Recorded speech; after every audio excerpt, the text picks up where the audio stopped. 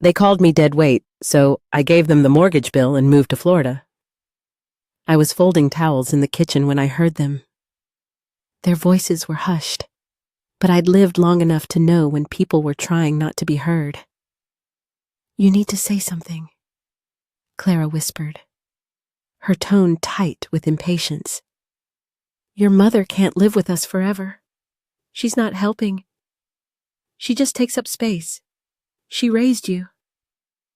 Michael mumbled. "That's not the point," she snapped.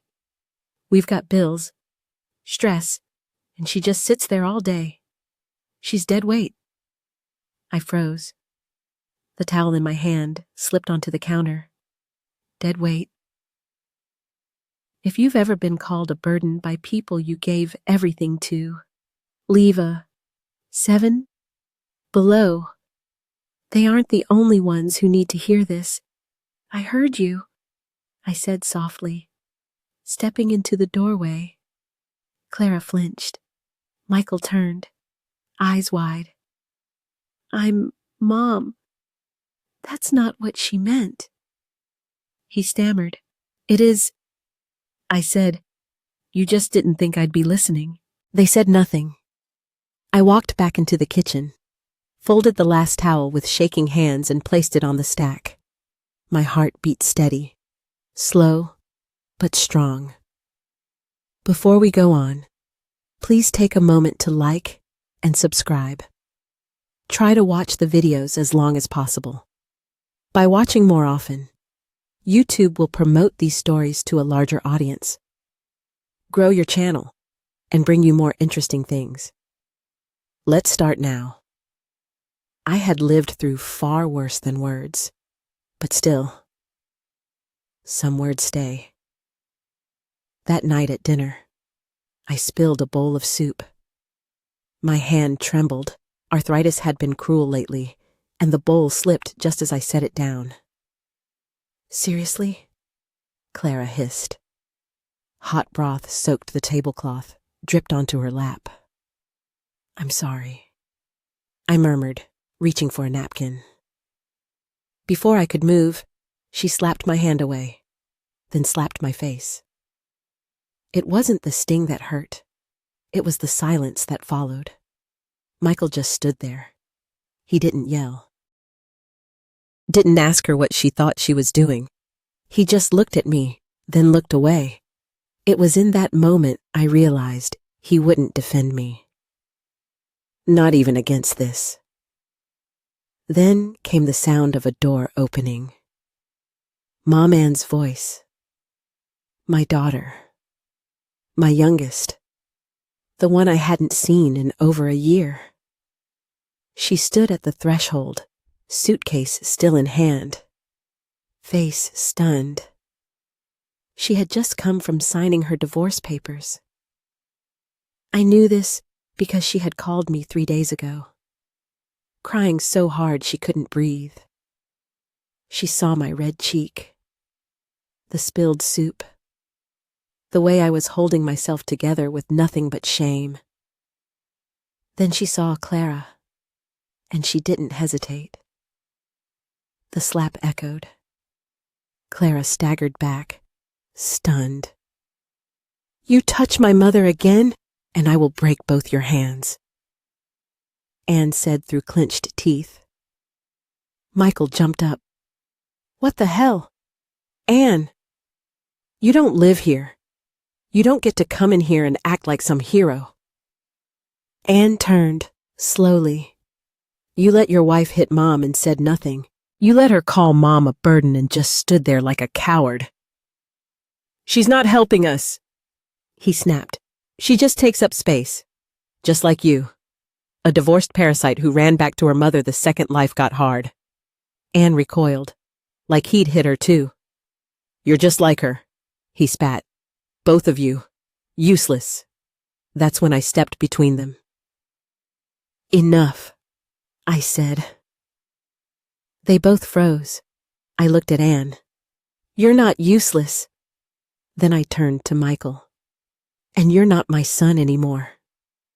His mouth opened. Nothing came out. I walked away, sat in my chair by the window, the one they all said I stared out of like a ghost. But I wasn't a ghost. I was very much alive, and I was done. There was a time I believed that giving would guarantee love, that the more you gave, the more you'd be cherished. I believed that loyalty, when paid forward in silence, would one day echo back in warmth. I was wrong. I sold my house to help Michael buy his. It was a small brick home I had lived in since he was 9. The paint peeled on the porch. The plumbing was stubborn. But it was mine, bought with every graveyard shift, every penny I saved by mending clothes and skipping vacations. That house saw me through widowhood, through Michael's college years, through the hardest winters of my life. When he and Clara were expecting their second child, they came to me with wide eyes and hopeful tones. "There's this perfect house. Mom," Michael said, "good schools, a yard, room for everyone. But we're short on the down payment." I didn't even blink. "How much do you need?" They said a number. I wired it within a week. I didn't ask to be on the deed. I didn't want them to feel burdened. Just a home for the babies. I told myself, they'll know what this meant. They didn't. I moved into their guest room, a space between the laundry and the garage. No window, a mattress on the floor. But I told myself it was enough. I was close to the grandchildren. I could help. I could belong. And I did help, more than they'll ever admit. I watched the kids every weekday.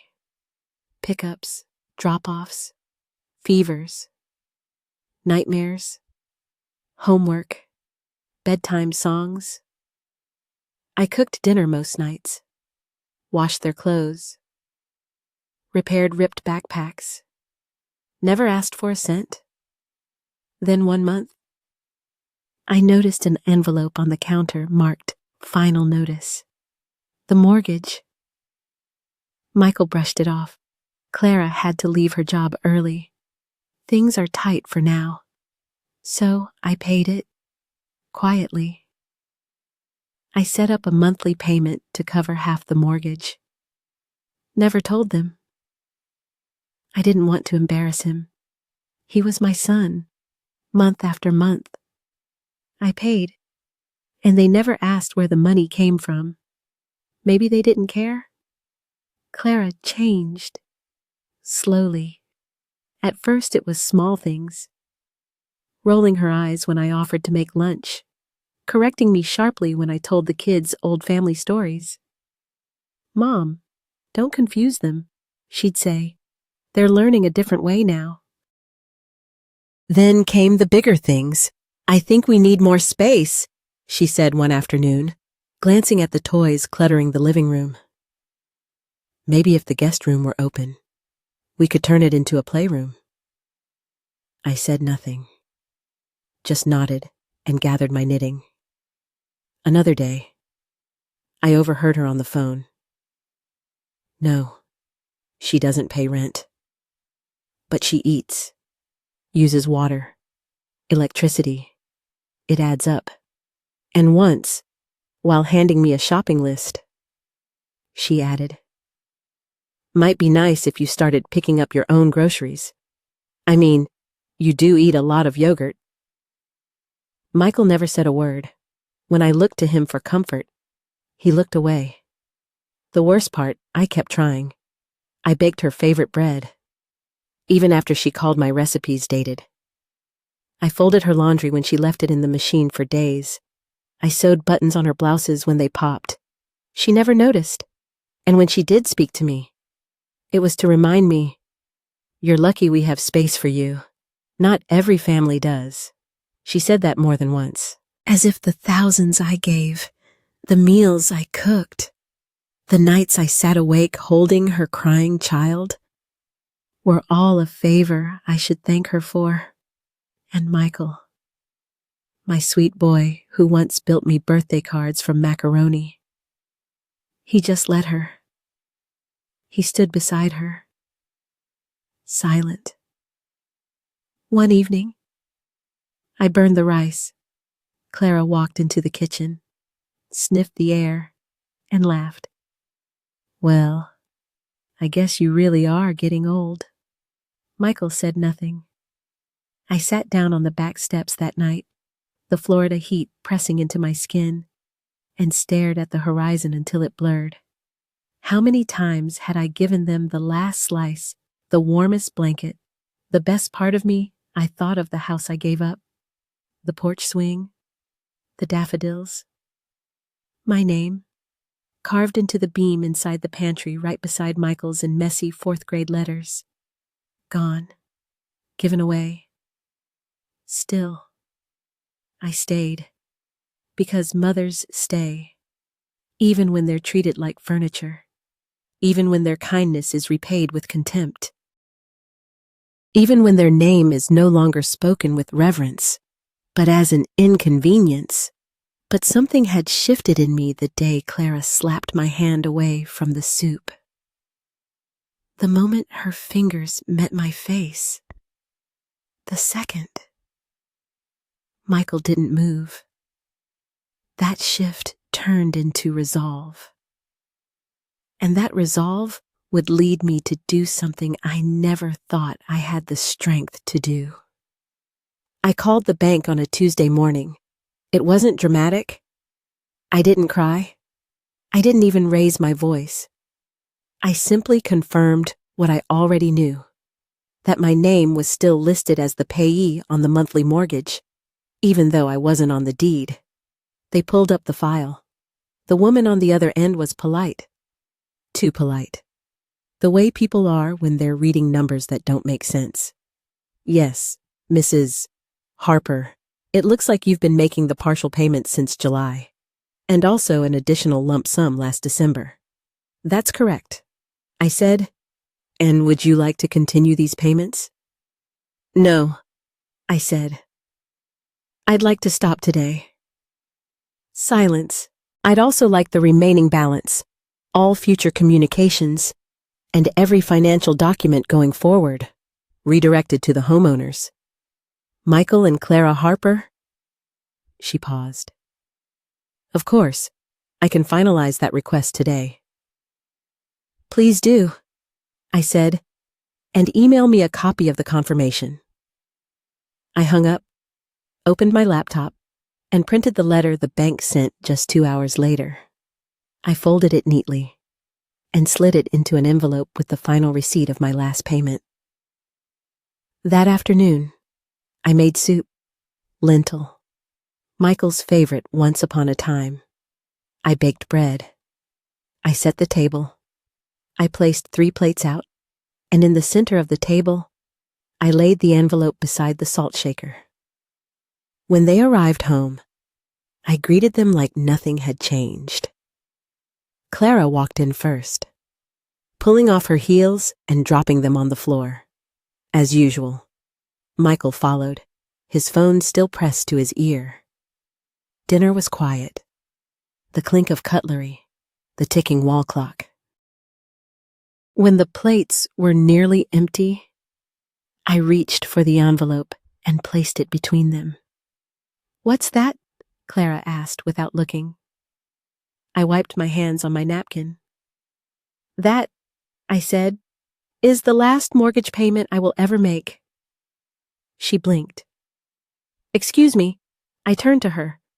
I called the bank this morning, told them to send everything to the legal homeowners. You too. From now on, all responsibility is yours. Her mouth opened, but no sound came out. Michael finally looked up from his plate. Mom, I heard you, I said, last week, in the living room. I turned to Clara. You said I was dead weight. Clara scoffed. That's not... Yes, I interrupted. It is. And now I'm removing the weight. — Michael's face turned red. His eyes dropped to the table. I've paid this house for 3 years. I continued. Half the mortgage, the down payment, groceries, repairs. I've cooked your meals, raised your children, stayed quiet when you rolled your eyes, and turned away when you turned cold. I reached down, lifted my small suitcase from beside my chair, and set it upright. But now, the givers are done giving. Clara stood up, her voice rising. You can't just leave. What about the kids? You can't just drop this on us. I can.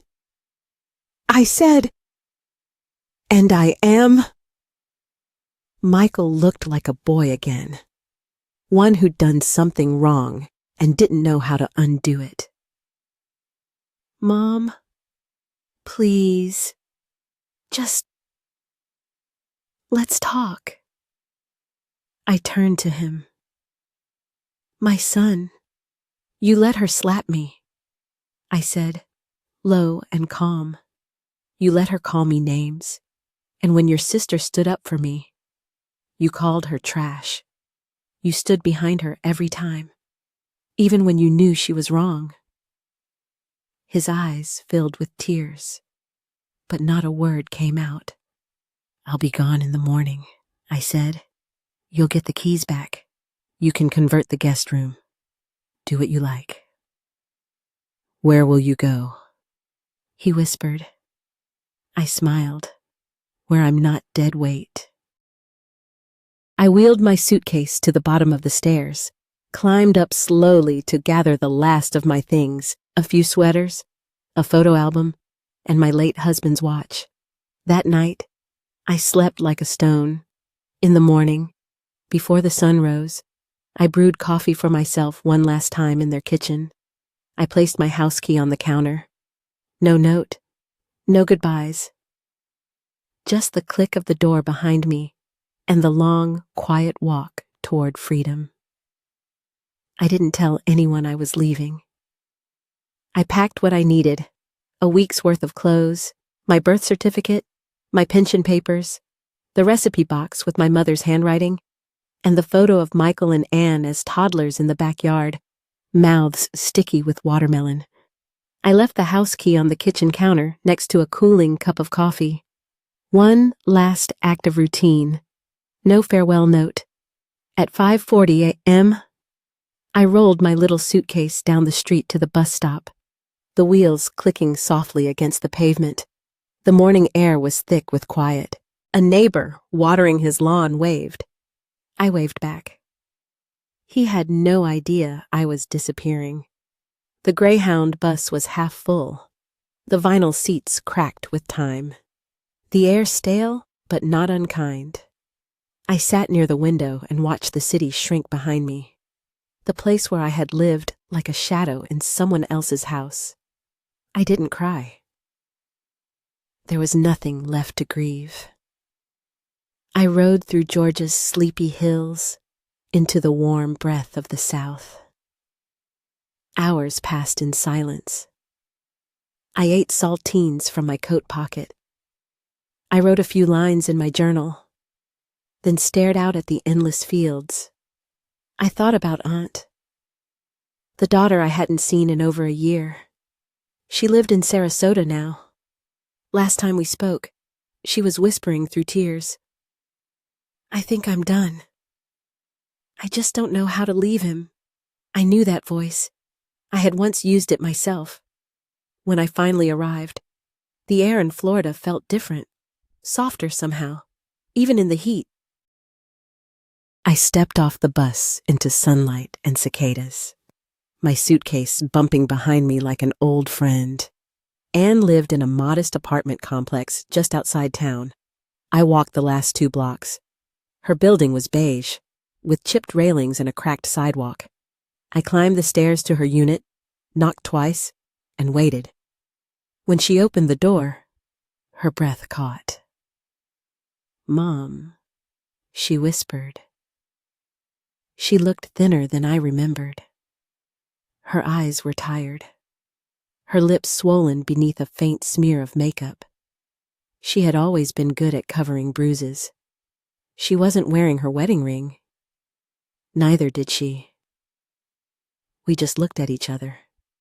Two women, worn thin from being quiet too long. Then she stepped forward and wrapped her arms around me. No words, just arms, just warmth. Just the kind of embrace you only give when something inside you breaks open. I held her for what felt like hours. We didn't need to explain. We knew. We had both survived houses where love had conditions, where silence was safer than truth, where the cost of staying was your own reflection. Inside, the apartment was small, one bedroom, second-hand furniture, the air conditioner rattling like it might give up at any moment. But it was clean, lived in, real. I was just making tea. Anne said, wiping her face. I nodded, sat down at her kitchen table, and let her pour me a cup. There were no questions like, "Why are you here?" or "What happened?" She just placed the cup in front of me, sat across from me, and reached for my hand. And we sat like that. No explanations, no justifications. Just two women who had finally come home to each other. And sis, women didn't speak much the first few days I stayed with her. She moved quietly around the apartment, like she was always bracing for something, for someone. She flinched when her phone buzzed. She kept her back to windows, and at night, even in her own home, she locked every door, twice. I didn't push. I folded laundry while she worked late shifts. I made soup and left notes by her coffee mug. I swept the floor. I waited, one night, as the rain tapped gently against the window, and we sat together on her worn couch, and finally said the words I knew were buried deep in her chest.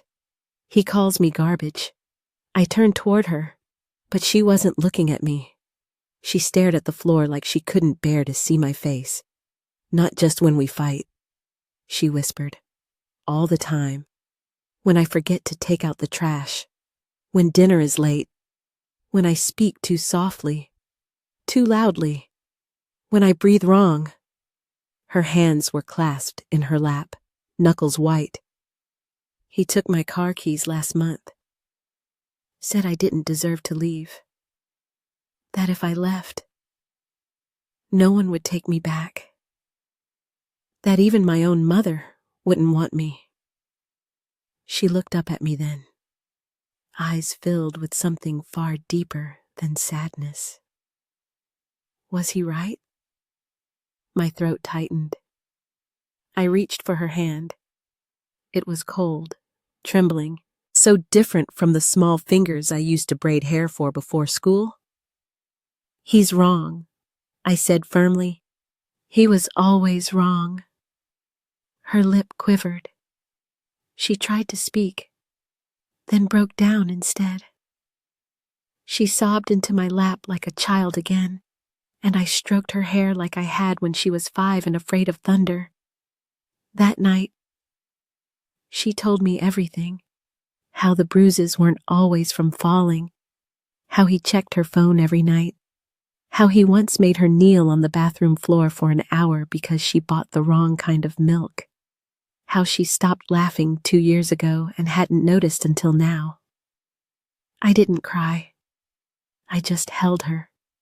And when her tears dried, I said softly, "If you can't leave yet, I'll take you. I'll carry you out myself if I have to." She didn't respond, just leaned into my shoulder. We spent the next few weeks slowly untangling her life. She started saving her paychecks in a hidden envelope. I helped her make a list of what she'd need to take. We practiced what she'd say, who she could call, where she could go. But fear is a stubborn guest. It clings. "I don't want to start over," she whispered one morning. I'm 39. I'm tired. What if I fail? I took her hands in mine. You're not starting over, I said. You're picking up where someone else tried to end you. And then something shifted. She began to walk straighter. She smiled. Not often, but when she did, it wasn't forced. She stopped checking the window every hour. Then one Sunday afternoon, she stood in the doorway, holding a thick envelope with trembling hands. Divorce papers, she said. I signed them. My breath caught. Are you sure? I asked gently. She nodded. It's time. I rose from my chair, walked over, and wrapped my arms around her. You saved me, she whispered. No, I said. We saved each other, because in her freedom, I found mine too. We found the apartment by accident. It was a small place on the edge of town, tucked above a seafood market and one street over from the beach. The paint was chipped, the plumbing temperamental, but the windows caught the sunrise like they were built to remember beauty. Anne stood in the doorway, with the lease in her hand, eyes shining. Can we really do this? She asked, almost afraid to hope. We already are, I said. We moved in a week later with only what we needed. A few bags of clothes, a kettle, 2 folding chairs, and a second-hand sofa that smelled faintly of cinnamon. We didn't bring the past with us, just the parts of ourselves we were still learning to love. Our days settled into rhythm. Anne sold handmade jewelry online, something she'd once done as a hobby in college. I helped with the shipping and packaging, learning the little codes and tools she used. We set up a small corner of the living room with boxes, twine, and tissue paper. Every sale felt like a small victory, a piece of her independence. Delivered, I started baking again. Just small batches. Oatmeal cookies, banana bread, butter rolls. We posted a few photos, and within weeks we were taking local orders from neighbors and tourists. They called it mother and daughter goods. The name stuck. We didn't make much, but we didn't need much. Each morning I rose with the light, brewed strong tea, and sat by the open window with my journal. I wrote not to remember, but to release. Pages and pages of everything I had held back. The disappointment, the heartbreak, the slow dying of a mother's hope, but also the small joys. The sun on Anne's shoulders, the way the sea smelled at 6 a.m., the laughter, real laughter, that slowly returned to her voice. She would come home from the market with sand on her feet, her eyes soft, her shoulders no longer hunched. She began to paint again. Seashells, postcards, little frames we hung around the apartment. At night, we'd sit on the floor and eat simply. Rice, vegetables, sometimes a single grilled fish with lemon. We played soft music, talked about books, about nothing. We didn't talk about Michael, or Clara, or the house I'd left behind. We didn't need to. One night, as I was closing my journal and getting ready for bed, I glanced over at Anne. She had fallen asleep on the sofa, head tilted back, arms crossed, a faint smile on her lips. She was dreaming, but not the kind of dreams that came with nightmares or panic. It was the kind of smile a child has after a day in the sun, the kind of sleep that only comes when you finally feel safe. And in that moment, watching her, at peace, at home, in her own skin again, I felt something inside me shift. I knew I had done the right thing. I hadn't just left a house. I had walked away from silence, from being unseen, from being needed only when convenient. I had chosen to live, not as an obligation, not as a quiet supporter in someone else's story, but as a woman who still had chapters left to write. I closed the light and whispered, "Thank you." Not to God, not to fate, to the part of me that refused to be erased, to the woman who packed her suitcase, boarded a bus, and found her way back to her daughter, to the mother who stayed long enough to say, "We're not broken, just rebuilding," and for the first time in years. I slept with no weight on my chest. The phone rang on a Tuesday. I almost didn't answer. An egg loon was in the kitchen, humming while she stirred soup, and I was at the window, clipping dead leaves from a basil plant. The number flashed on the screen. A familiar area code, a number I hadn't seen in months. I picked it up, not knowing why. "Grandma." "Are you okay?" "I'm fine, sweetheart," I said, my heart tightening. There was a pause. "Grandma," she whispered, "Mom and Dad are. They're scared. The bank sent a letter. They said something about foreclosure." I sat down slowly. "Dad's been crying," she continued, barely audible. "I heard them fighting last night. He said they're going to lose the house." Another pause. "He said it was your house first." I didn't answer. Then the phone clicked. She'd handed it off. "Mom." Michael's voice. Shaky. Older. He hadn't called me Mom since the day I walked out. "I'm sorry," he said, all in one breath. I should have stopped her. I should have said something. I was scared and stupid, and I thought we had time.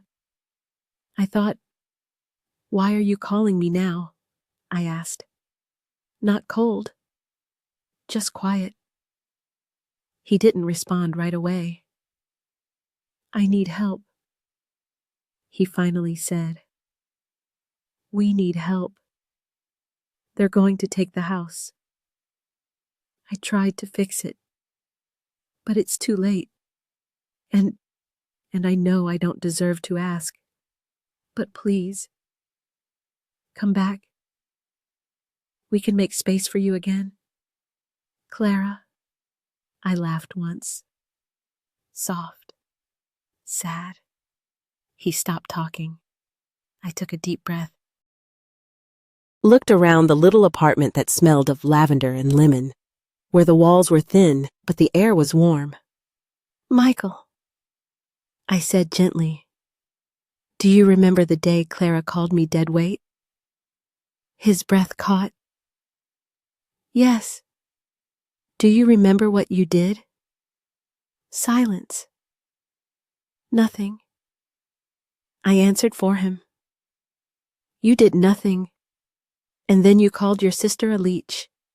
You stood by while I was humiliated, and now, months later, you remember I exist, because the bank does too." He sobbed once. "Mom, please." I closed my eyes. "I was a burden to you then," I said, "but I'm not anymore." And then I said it, the sentence I'd been saving, not for revenge, but for clarity. I used to carry that house. Now I carry myself. He sniffled. "What do I tell the kids?" I smiled, though he couldn't see it. "Tell them their grandmother's doing just fine, and maybe one day, when they grow up, they'll understand what you didn't." Then I hung up. No goodbye, no promises, just peace. Some mornings, Anne and I walk barefoot on the beach. She always carries her sandals, even though she never wears them. I bring my journal, though some days I don't write a word. We just walk, side by side, letting the tide nibble at our toes, letting the wind take what's left of the past. There's a rhythm to the ocean that feels like forgiveness, not for others, but for ourselves. We don't talk much during those walks. We don't need to. And Alito is healing in her own way. She laughs now, not too loud, but real. She sings when she washes dishes. Her bruises have faded, though the memory of them still lives in her eyes. And me, I plant herbs on the balcony. I send handwritten recipes to strangers who follow our baking page. I sleep without worry. I make tea in silence and enjoy every sip. Last week, a letter arrived. Real mail. The kind with a stamp and a little heart drawn next to my name. It was from Lily. She'd written it herself. Dear Grandma, it began. I hope you are happy. I miss you. I miss the smell of your cookies. I miss your hugs. I told Mommy and Daddy that. Mommy cried. Daddy went outside. I hope I see you again. Love, Lily. There was a drawing of us holding hands, 2 stick figures in front of what looked like my old house. She had drawn a big smile on my face. I held the letter for a long time. The edges were crumpled, her handwriting uneven, like she had tried very hard not to mess it up. The S in hugs was backward, her G in Grandma, too big for the line, but it was her voice, clear and small and piercing, like only a child's can be. I didn't cry at first. I just breathed. I sat in the sunspot on the floor near the window and let the warmth settle into my knees while I read it again. Slowly, line by line. Then I folded it, pressed it gently against my heart, and put it on the windowsill. But later that night, when the apartment was quiet and Anne was asleep, curled in her blanket, breath soft and steady, I read it one more time. And I cried, not out of sorrow, but release. Tears came for everything I had kept inside for too long, for every time I had bit my tongue, for the look on Michael's face when he didn't defend me, for the silence I had mistaken as strength. I cried for Lily, too, because children always carry the weight of what adults refuse to fix. But I didn't regret leaving, and that's the difference between grief and guilt. Grief says, I miss what I loved. Guilt says, I should have stayed. I had carried both for years. That night, I finally set one down. The next morning, I got up before sunrise. I boiled water, sliced lemons, poured Anne a cup of tea she would find when she woke. Then I sat down at our little kitchen table and wrote back. Dear Lily, I began, I miss you, too. I told her my cookies still smelled the same, that I had started growing basil and lavender, and sometimes I bake cinnamon bread, just for the smell of it. I told her the beach here is soft and quiet. And the seagulls are pushy little things that always want your toast. I didn't mention the house or her parents. That wasn't her burden to carry. She was just a child, and children deserve to feel wanted, not wedged between grown-up shame and silence. I sealed the envelope and added a little pressed flower inside, a dried violet, an ant I had picked on a walk. I wrote to Lily, with love, in my neatest script. Even though my hand shook a little, as I placed it in the mailbox, I thought of all the things I'd left behind, and all the things I'd reclaimed. My voice, my dignity, my place. For years, I had shrunk myself into corners, quieted my thoughts, convinced myself that being needed was the same as being loved, but it's not. Love doesn't leave bruises. It doesn't call you names in the dark. It doesn't slap your hand away when you spill soup, or call you dead weight in the room you paid for. Love stays. Love speaks. Love sees. Love. And now, I walk under the sun with my daughter beside me, and not a single step is quiet. We are loud in our living, in our healing, in a seashells now. She sells little jars of sand and poems on cardstock, and people buy them, not because they need them, but because you can feel her heart in them. She sings when she cooks, sometimes off key, and we both laugh so hard we can't finish our rice. We planted rosemary last weekend. She said it was for protection. I told her she didn't need protection anymore.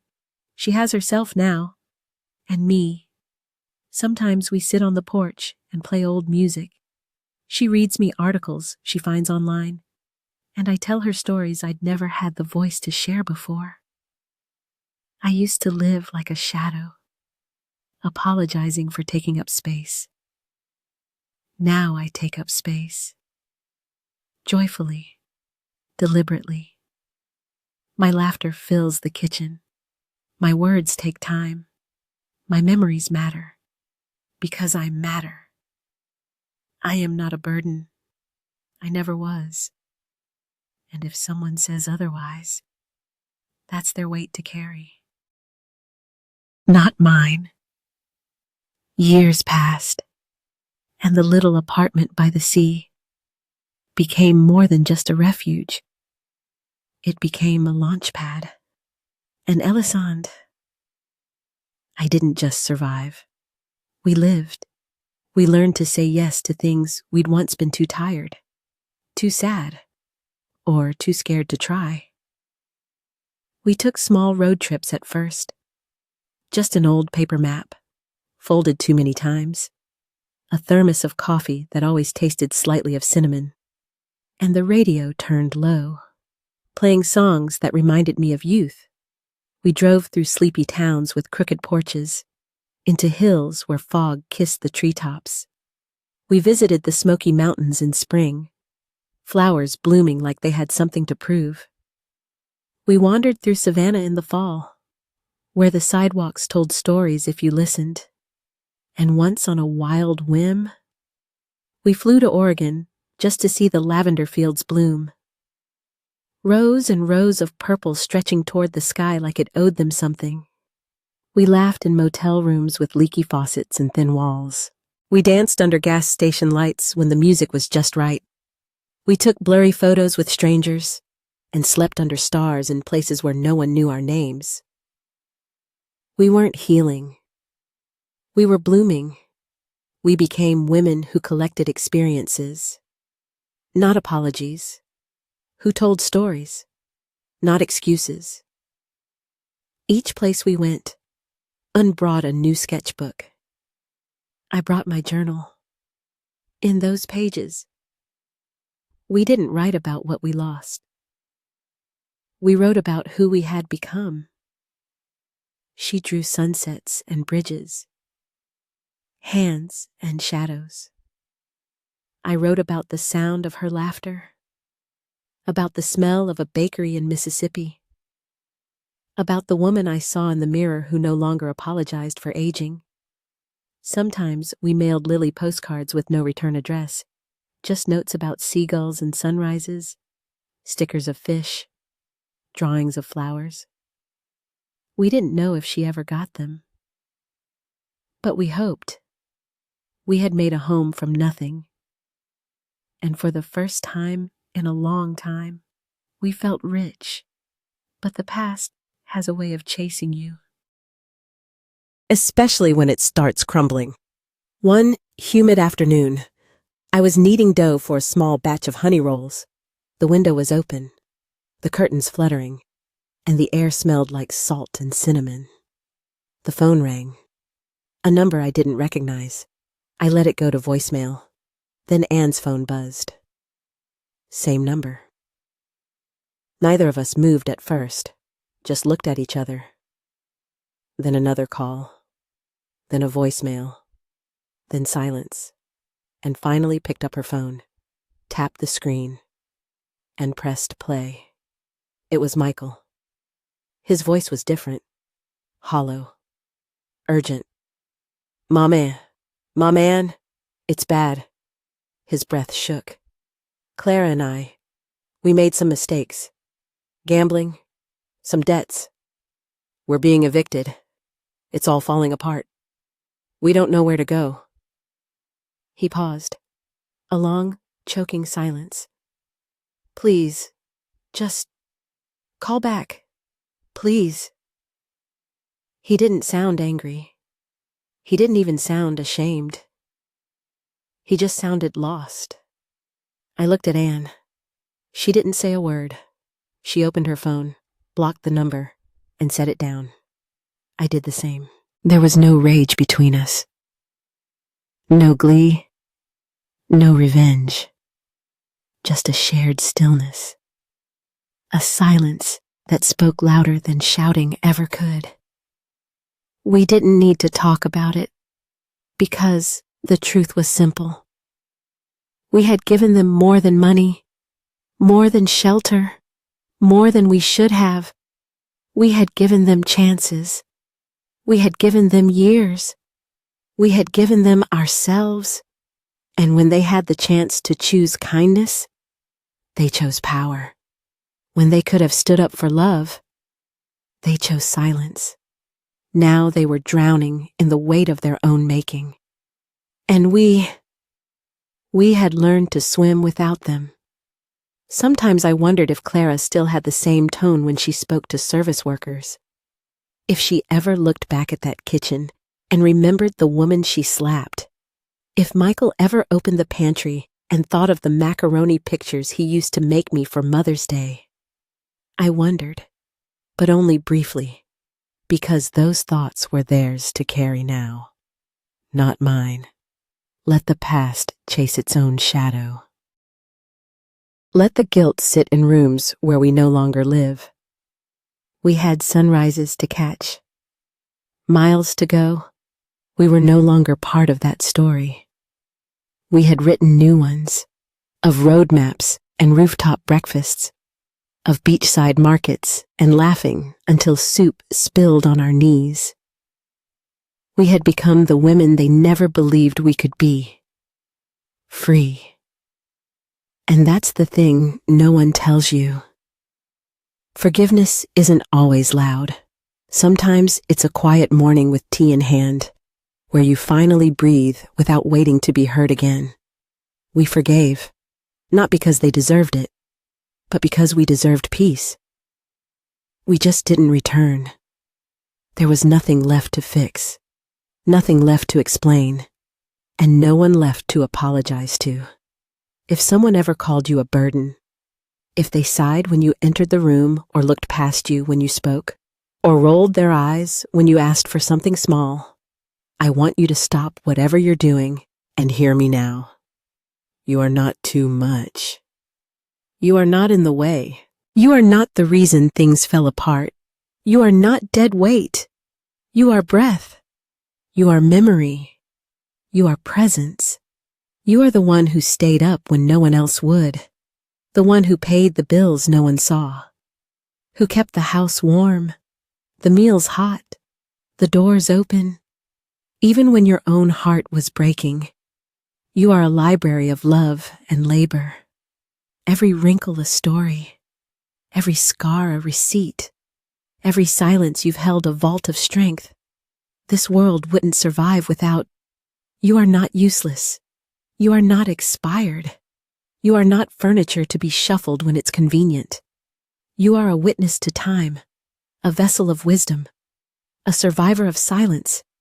And if they've forgotten that, let them believe what they want to believe. Let them squirm beneath the weight of their ingratitude. Let them sit in the house you once cleaned, eat off the dishes you once bought, breathe in air you once made safe, and wonder why it all feels cold now. Because when a woman like you walks out of a room, really walks, She takes the warmth with her, and that chill, that ache in their bones they can't quite name. That's the absence of your grace. You don't owe anyone your silence. You don't owe anyone your savings. You don't owe anyone your old age. And you certainly don't owe anyone your forgiveness if they haven't earned it. But if you do forgive, do it for yourself. So you can sleep with peace. So your hands no longer shake. So your breath no longer catches when you remember what was said behind your back. Do it so you can laugh again. Not the polite kind, but belly deep, shoulder-shaking laughter that no one can take from you. Do it so you can sing in the kitchen again. Dance barefoot in the hallway. Write letters to grandchildren who remember the scent of your cookies, even when their parents don't deserve to. Do it because your story isn't over, because your last chapter hasn't been written, because you are still here, and there is nothing heavier than a woman who's carried the past and still chooses to stand tall. You don't need to shout. Wisdom doesn't shout. Wisdom waits and remembers. And when the time is right, wisdom speaks. So speak. Even if it's just in your own journal. Even if it's only with your actions. Say the words you never thought you could. I am not invisible. I am not yours to use. I am not a mistake to be tolerated. You are not a guest in your own life. You are the author of it. So write endings that make you proud. Write boundaries that hold. Write silence that speaks louder than any insult they whispered behind a closed door. If they only remember you when the bills come due. If they only call when they need saving. If they only see your worth after they've drained your heart dry. Then let your silence be the final answer. Let your leaving be the lesson. And if they cry, let them, not because they miss you, but because they miss what they no longer deserve. Because the truth is this: some people never apologize. Some people never admit what they did. But some people, they live with the echo of your footsteps walking away, and that echo will be louder than anything you could have screamed. So, to every woman who's been told she's a burden, to every mother erased, to every grandmother sidelined, to every wife replaced by convenience, to every daughter who dared to protect her mother when no one else would. I see you, I believe you, and I honor the weight you've carried. Let the guilt stay with those who earned it. You carry your peace. Share this story if you've ever been pushed aside, if you've ever been told to shrink, if you stayed silent when you should have been heard and still chose to rise. Subscribe to Grandma True Stories for more stories of quiet revenge, fierce love, and the kind of endings that don't beg for applause. Just respect, because some women don't break, they rebuild. And this time, they do it without permission.